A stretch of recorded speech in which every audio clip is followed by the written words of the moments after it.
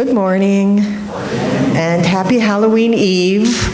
Although, if you were watching NFL this morning, everybody's all dressed up at the game, so very confusing. But welcome to our family service. The ringing of the kansho signifies the start of the service. Please sit quietly in your seat.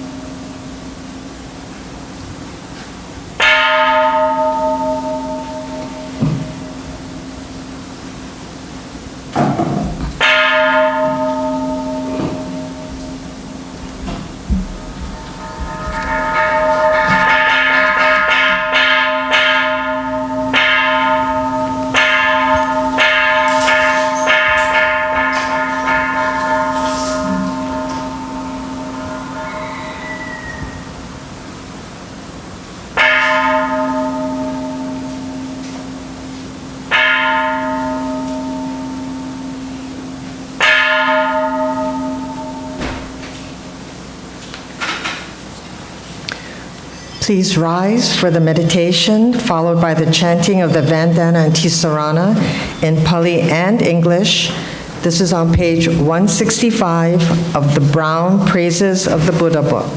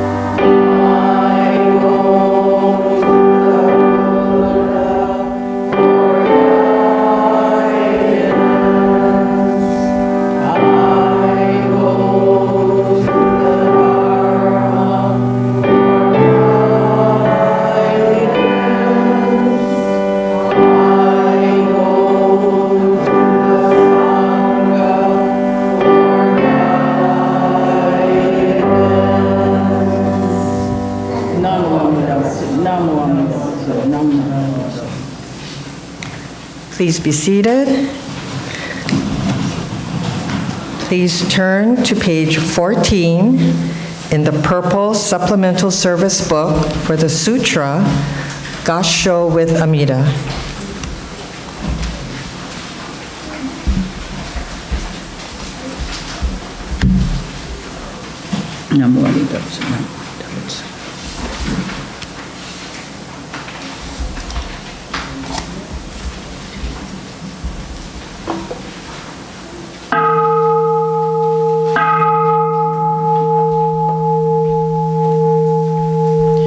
Namo Amida Butsu. I recite Amida's name with deep joy and gratitude. I Gassho with Amida. Trees and grasses and flowers all grow in great compassion. This light shines throughout the world.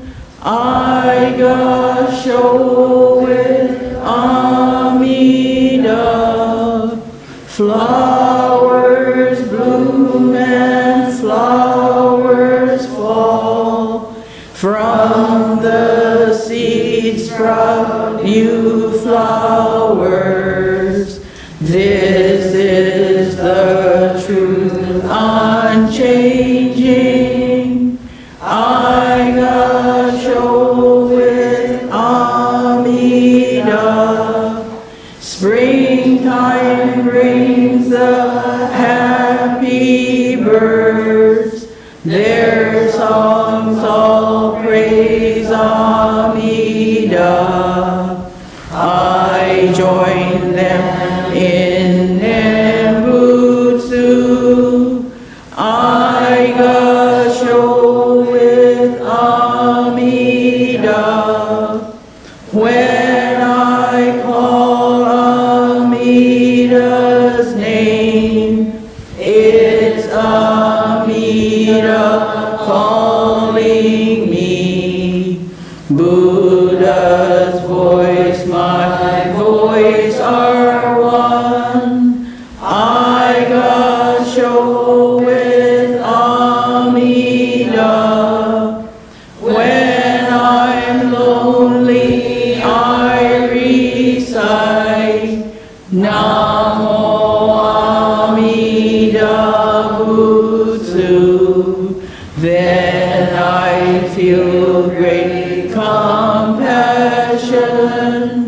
I Gassho with Amida.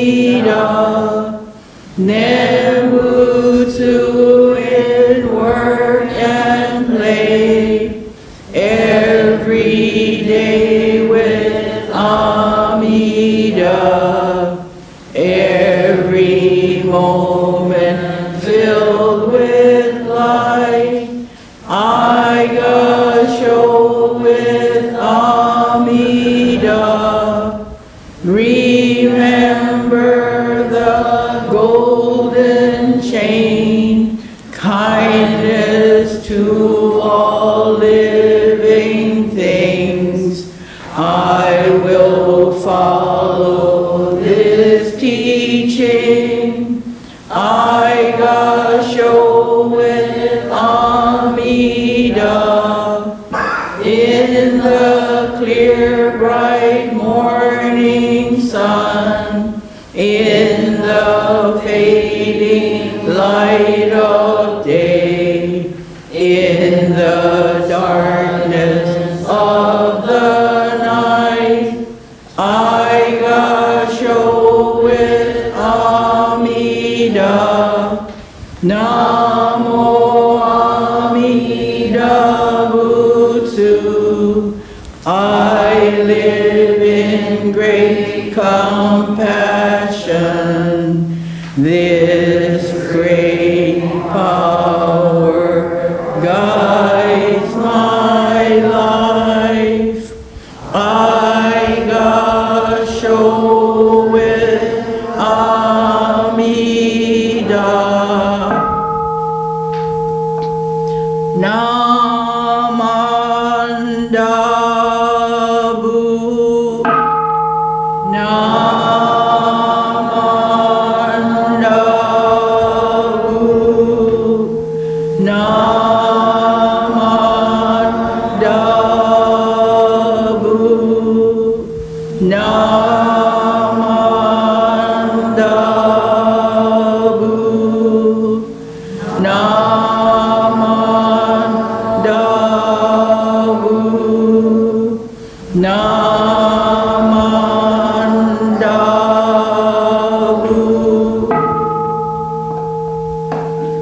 The virtue of Amida's vow is shared equally by all, together attaining awakened mind. We are born in the land of peace.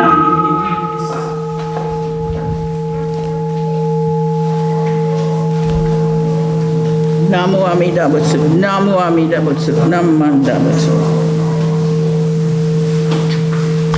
Please rise and turn to page 6 in the red Jodo Shinshu service book for the recitation, Shinshu Pledge II.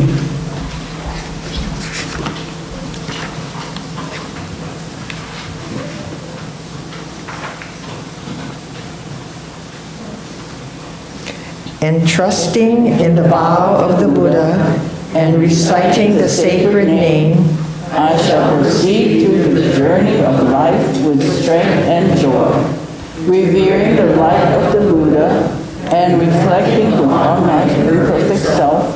I shall strive to live a life of gratitude, following the teachings of the Buddha and discerning the right path. I shall spread the true Dharma, rejoicing in the compassion of the Buddha, respecting and aiding others. I shall do my best to work towards the welfare of society. Namaste. please continue standing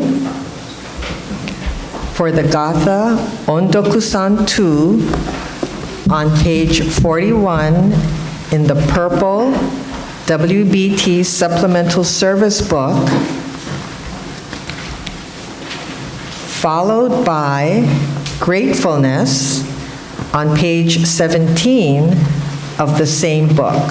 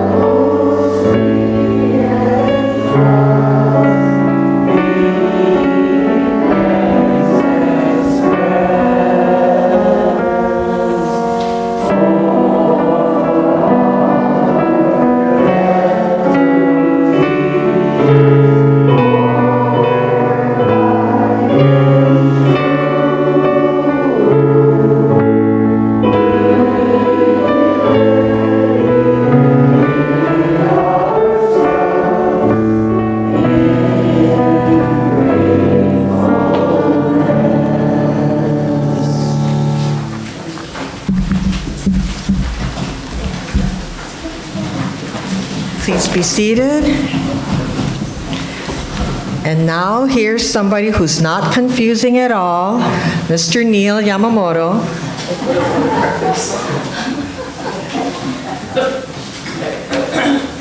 What a great introduction.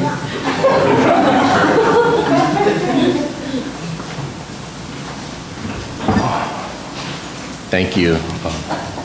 I'll try not to be as confusing as I usually am. Have the right side of it. Okay. So I'm going to start today by talking about an experience I had several weeks ago. A few weeks ago, I had the wonderful opportunity to attend Minister's Lay Assistant training with Shirley, Kuki, and Reverend Brennan. And it was a very eye-opening experience for me. I consider myself to be a baby Buddhist in that I'm fairly new to being in temple, being a part of our Sangha, and being a part of our Sangha family. But attending the training was very beneficial for me. It helped me to understand more about the what and the why of the things that we do here in temple, from simple things like how and when to bow, how to enter and exit temple, and even to the point of the degrees at which we're supposed to bow. Do you guys know that you're supposed to bow to a certain level? You're supposed to bow to like 45 degrees. Your hands are supposed to be like right at the middle of your chest, and your elbows aren't supposed to be way out. There's all these different rituals and things that you're supposed to do in temple. But all of that aside, and of course we talked a lot about the spiritual things, philosophical things, but all that aside, attending MLA training has made me more comfortable in temple setting. I think that's very important, so I want to encourage anybody who is interested in becoming more comfortable in the temple setting to attend MLA training. Because after all, right, if you're more comfortable in the temple setting, that makes you, I think, more prepared and more ready to receive the teaching. So if you're afraid of being up near the Naijin, if you're afraid of being in temple, or if you're confused about being in temple, like I was, go to the MLA training. It doesn't necessarily mean you're going to be an ordained minister someday, but being prepared and being comfortable in temple makes you more prepared to receive the wonderful message that we get every Sunday. So that's definitely helped me, and I want to encourage anybody else who has not attended to attend it. So that's the first part of my talk today. The second part is, you guys know me, and in fact, I was thinking back on this. It's been about a year since I gave my first ever Dharma talk. And you guys know I like to talk, yeah? So that first Dharma talk that I gave was right around Thanksgiving. And I think that's what started the whole food revolution, right? I talked about Thanksgiving, and I talked about the Dharma of the lokomoko, right? About the gravy and the egg and all that. So I thought about what I was going to give for my third Dharma message. I didn't really want to talk about food, but here we are. And yes, I'm going to talk about food. So we're in the middle of fall, and fall season is one of my favorites. It's football time, and more than that, it's coming up on Thanksgiving. I hope everybody's looking for the turkeys, because there's going to be a shortage this year, so make sure you get your turkeys. It's my favorite holiday, Thanksgiving is, mostly because of the food. Turkey, stuffing, gravy, green bean casserole, ham, and pumpkin pie. I want all of it. I want it piled high on my plate. It's going to be awesome. And as a child, it was mom's responsibility to make the feast that we, including much of my extended family, would eat. Some of my fondest memories were of my brother and my cousins fighting over the turkey leg, and my dad and my uncle fighting over the turkey tail. Incidentally, neither of them can eat that anymore. It's not something they're supposed to eat anyway, but they can't eat it anymore. And then when I went away to college, Thanksgiving meant spending a week with my friends or my roommates' families, or visiting Miles up in Fort Collins, Colorado, and fending for ourselves. Even in my sophomore year, Joy came up to visit us too. And we even cooked our own turkey. If you can imagine, 3 20-somethings in a cold house, it's snowing outside, trying to defrost and cook a turkey. We remember calling my mother and my grandma, asking for pointers.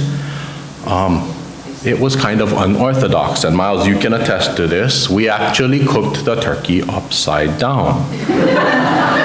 So we flipped it over, and we had the breast meat sitting in the pan and the thighs sitting upright. It was the most ridiculous looking thing in the world, all in the name of trying to keep the white meat juicier. It wasn't bad, it just looked weird. Okay. More recently, Thanksgiving, I found myself in the kitchen preparing the turkey, mixing the stuffing, and making the gravy, all under the watchful eye of the best cook that I know, my mom. I think that over time, my experience with Thanksgiving and the feast we make has evolved from being excited to eat the feast. I mean, I still love to eat it, but instead now being excited to make the feast, all with the intent of bringing together my family to enjoy each other's company and sharing some good food. I think in its own way, Thanksgiving Day is like a temple Sunday. It brings people together in gratitude and gratefulness. These days, my little cousins run around the house playing games, while us younger-ish adults lament over our fantasy football teams. And mom and dad and auntie and uncle reminisce about the old days living in Kaka'ako with grandma and grandpa. For me, Thanksgiving is a time to give thanks not only for the food we get to eat, although that is a big part of it, but also to give thanks for family and friends who surround our table. As a Buddhist, what I'm beginning to realize is that every day should be Thanksgiving Day. The Gatha we sing and the Gatha we just sang, Ondokusan, literally translates to gratefulness, which, as I've been taught, simply means being thankful. So as we go from Halloween toward Thanksgiving and into the holiday season, let's do so with a simple reminder that every day is Thanksgiving Day. Just remember to go easy on the stuffing, because that's my job. Thank you.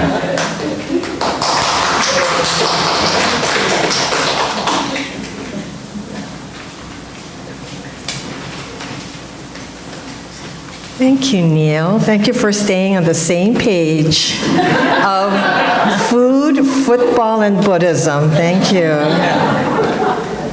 And somebody please let me know if Marcus and Tua won already. Please rise for the Gatha with these hands on page 174 in the brown Praises of the Buddha book, and then continue to stand for the Nembutsu on page 107.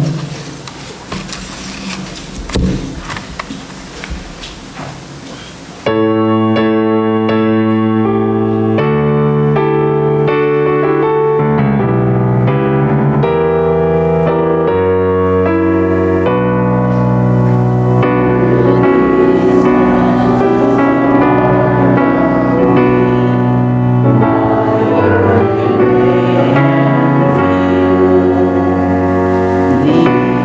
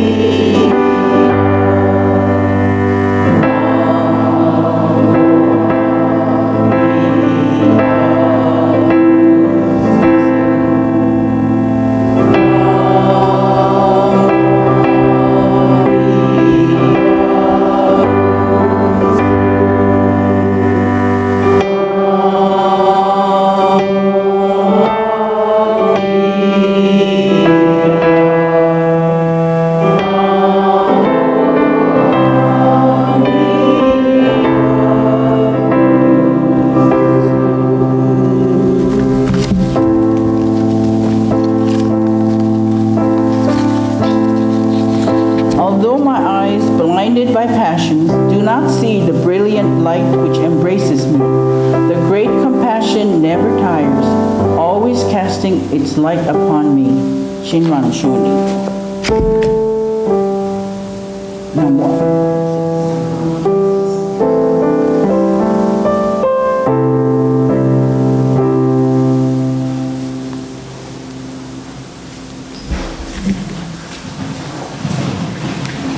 Thank you.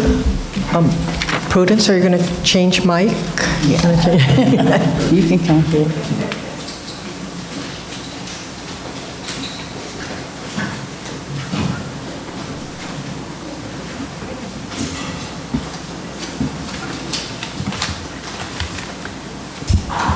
Good morning.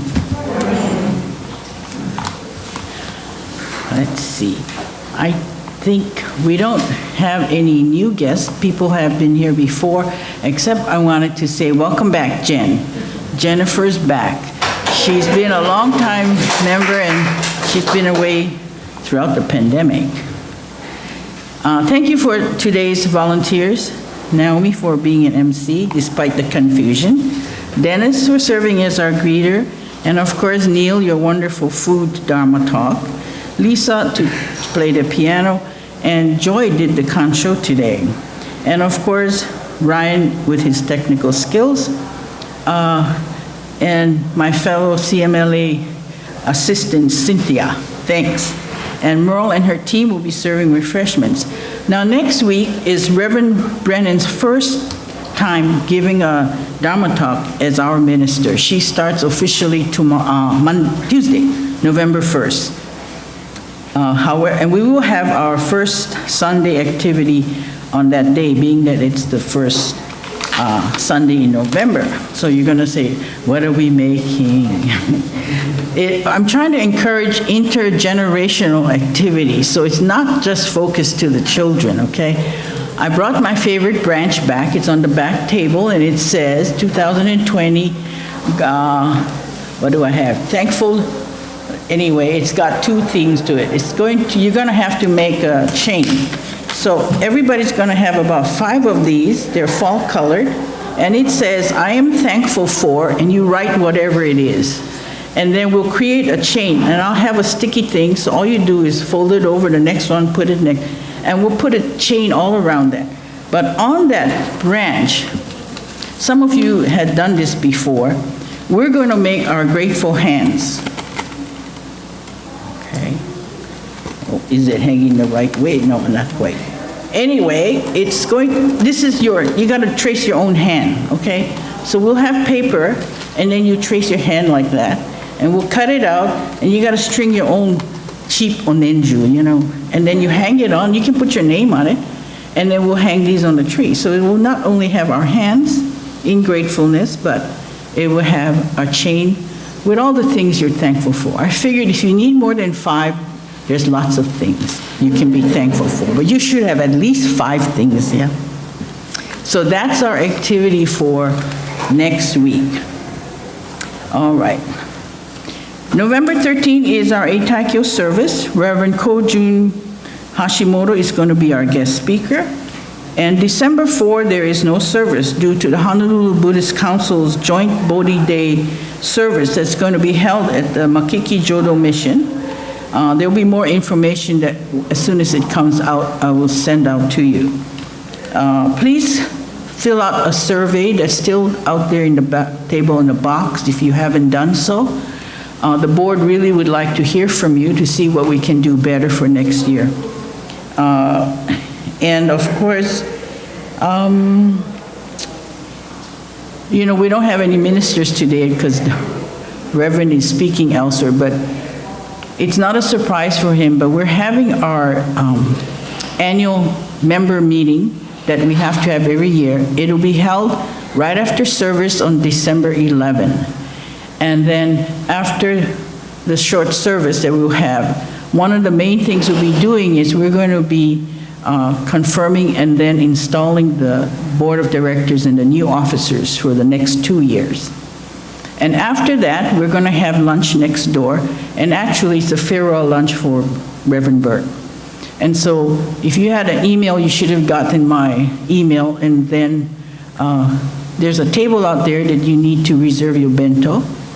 And it's not only for members, but whoever wants to come and join us for Reverend Burt.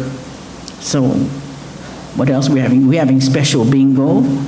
And anyway, we'll have some things to do, so. Okay, are there any announcements, Roy or Cynthia? You gonna?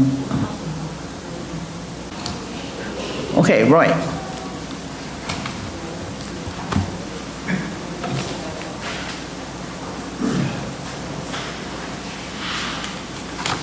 Okay, since this is the first time up here, I'm Roy Yamamoto, and I might have to take my advice from Neil because I'm not comfortable up here. I'm very comfortable next door. The reason why I'm up here is because I think, remember, in the past, we used to have adopt a family during the holiday seasons. And we were trying to figure out what we can do to do a community-based type of a project. And it was suggested that we do the angel tree that Salvation Army does. Some of you might be familiar with the Windward Mall. They have the angel tree set up there during the holiday seasons. What it is basically it's the tags they hang on a tree. It's under 13 years of age or kapunas or elderly above 55. And they put the wishes on here, and you get to look at the tags, and if you want to make somebody happy for the holidays, you pull a tag, and you go out and get the gift, and then you return it to Salvation Army, and they'll distribute the gift on the 23rd. Okay. Now, our project is in-house, so we're going to have a Bodhi tree or Dharma tree, what we call it, next Sunday. We will have the tags hanging on there. And what you would do is pull a tag and go out and get the gift and bring it back here. And the deadline will be November 27th, and then we will deliver it to Salvation Army. It's a good project. Hopefully we'll have a lot of participation, and we look forward to having everybody involved. Thank you.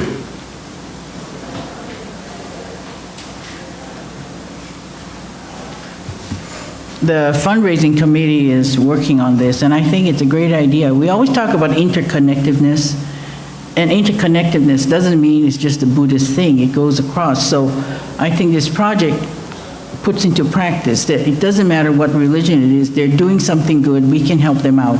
It's just that as Buddhists, we cannot have a Christmas tree in here, okay?